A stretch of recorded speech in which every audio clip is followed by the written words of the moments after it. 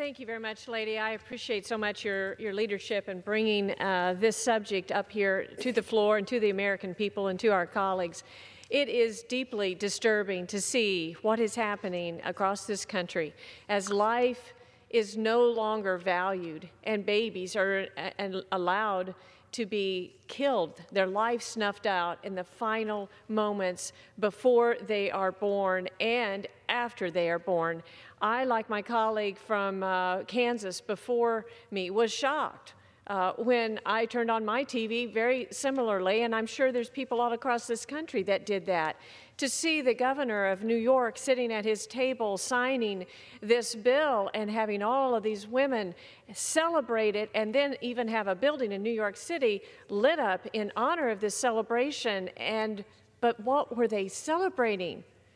They were celebrating not only the demise of human lives in late-term abortion when, as the Dr. Marshall said, they could be born alive in a hospital and given medical care and have a productive full life, but they could have permission to have that life snuffed out, but then to have it, the death perhaps of the woman as well at the hands of this procedure.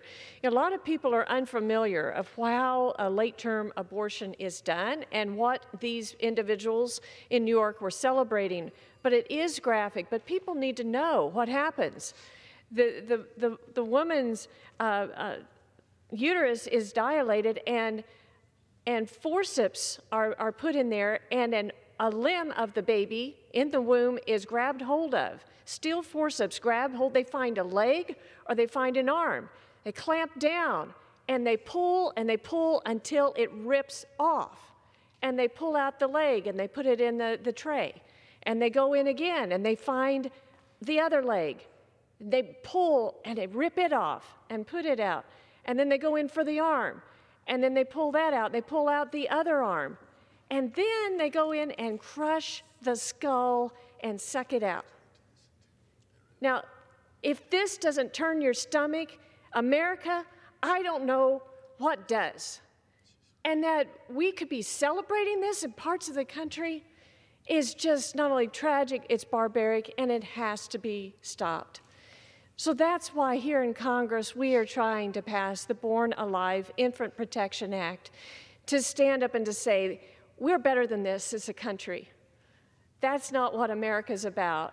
That our founders established this country and the basic rights of all who are created by our Creator, and that is the right to life, liberty, and the pursuit of happiness.